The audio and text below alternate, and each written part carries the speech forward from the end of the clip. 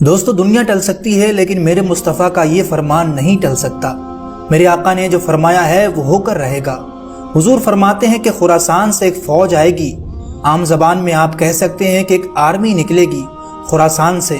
خراسان یہ افغانستان اور ایران کا کچھ حصہ ہے جسے پرانے زمانے میں خراسان کہا جاتا تھا، اور ایران میں تو اب بھی اس حصے کو خراسان ہی کہا جاتا ہے۔ میرے آقا فرماتے ہیں کہ خراسان سے ایک کالے جھنڈے لے کر ایک فوج نکلے گی اور وہ اتنی تیزی سے بڑھتی ہوئی بیت المقدس کی طرف آئے گی کہ دنیا کی کوئی طاقت، کوئی سپر پاور حکومت ان کا راستہ نہیں روک سکے گی، اور وہ جھنڈے لا کر سیدھا بیت المقدس کے اوپر گاڑ دے گی۔ اور آگے حضور صلی اللہ علیہ وسلم فرماتے ہیں کہ میری امت کا ایک بڑا حصہ قیامت تک باطل سے لڑتا رہے گا اور ان کی مخالفت کرنے والوں کا ان پر کچھ اثر نہیں ہوگا۔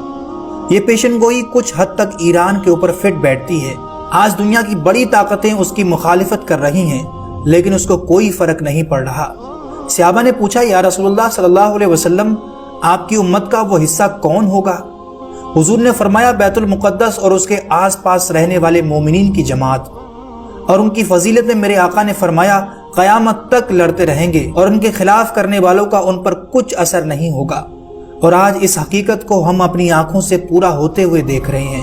آگے رسول اللہ صلی اللہ علیہ وسلم فرماتے ہیں کہ پوری روئے زمین کا سردار جو حصہ ہے وہ بیت المقدس ہے، اور اگر گنبدوں میں کوئی سردار گنبد ہے تو وہ بیت المقدس کا گنبد ہے۔ اور حضور فرماتے ہیں کہ تم دیکھنا آخری زمانے میں سارے لوگ اس کی طرف ہجرت کر جائیں گے، اور جب ایسی ہجرت کا وقت آ جائے تو حضور فرماتے ہیں کہ تم لازم پکڑ لینا اور اس جماعت کے ساتھ چلے جانا، کیونکہ خیر اور امن پوری دنیا میں وہیں ہوگا اور کہیں نہیں ہوگا۔ آج بظاہر طور پر دوستو وہاں یہودیوں کا قبضہ ہے، لیکن میرے آقا کا یہ فرمان آج پھر سچ ہوتا ہوا نظر آ رہا ہے۔ بیت المقدس کے بارے میں میرے آقا صلی اللہ علیہ وسلم نے فرمایا کہ یہ ہمیشہ یہودیوں کے قبضے میں نہیں جائے گا، اور میرا یقین ہے کہ دنیا ٹل سکتی ہے لیکن میرے مصطفیٰ صلی اللہ علیہ وسلم کا فرمان نہیں ٹلے گا۔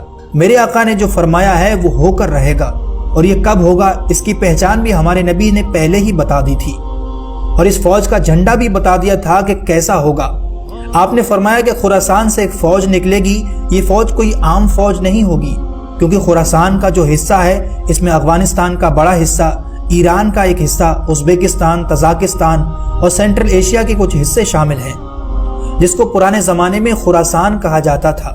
حضور فرماتے ہیں کہ خراسان سے کالے جھنڈے لے کر فوج آئے گی اور وہ اتنی تیزی سے بڑھتی ہوئی بیت المقدس کی طرف جائے گی کہ دنیا کی کوئی حکومت، کوئی طاقت، کوئی سپر پاور اس کا راستہ نہیں روک سکے گی۔ یعنی اس کے اندر اتنی پاور ہوگی کہ کوئی حکومت اس کے سامنے ٹک ہی نہیں پائے گی۔ آپ اندازہ لگائیے اس فوج کا کتنی طاقتور ہوگی۔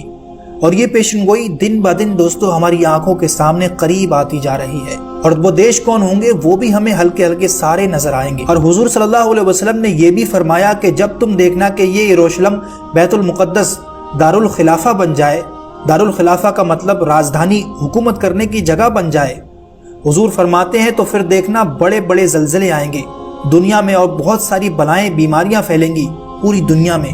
یہ وائرس کا کنٹینیو نکلنا اور عجیب طرح کی نئی نئی بیماریوں کو آنا، آپ کو کیا لگتا ہے کہ یہ محض اتفاق ہے؟ بلکہ اس سے پہلے بیت المقدس کو اسرائیل کی راجدھانی گھوشت کر دیا گیا تھا، اور یہ کوئی پرانی بات نہیں، ابھی سن 2017 کی بات ہے۔ ان یہودیوں نے بیت المقدس کو اپنی راجدھانی ڈکلیئر کر دیا، اور اپنے سارے سفارت خانے، جتنی بھی ایمبیسی ہیں، انہوں نے سب وہاں پر منتقل کرنا شروع کر دیا، اور بیت المقدس کو اپنی کیپٹل سٹی بنانے کا اعلان کر چکے ہیں۔ اور اس بات کو 7 سال پہلے امریکہ بھی تسلیم کر چکا ہے۔ اور پھر حضور صلی اللہ علیہ وسلم فرماتے ہیں کہ ایک روز ایسا آئے گا کہ اللہ انہیں ذلیل و رسوا کر کے اس زمین سے نکالے گا، اور ایک امام برحق کے جھنڈے کے تلے سارے مومنین جمع ہو جائیں گے۔ پوچھا گیا وہ امام برحق کون ہوگا؟ ہمارے نبی فرماتے ہیں کہ وہ میری اولاد میں سے ہوگا، اور اس کا نام میرے نام پر ہوگا، اور اس کے باپ کا نام میرے باپ کے نام پر ہوگا، اور اللہ ان کو امام مہدی علیہ السلام کی شکل میں بھیجے گا۔ اور یہ زمانہ بہت قریب آ چکا ہے، بہت قریب۔ آج جو ہم خبریں دیکھتے ہیں وہ محض خبریں نہیں بلکہ آنے والے دور کی نشانیاں ہیں۔ آج جمعے کے دن ہم سب مل کر دعا کرتے ہیں، یا مولا اگر زندگی کی سانسیں باقی ہیں تو ہمیں امام مہدی کی فوج میں جگہ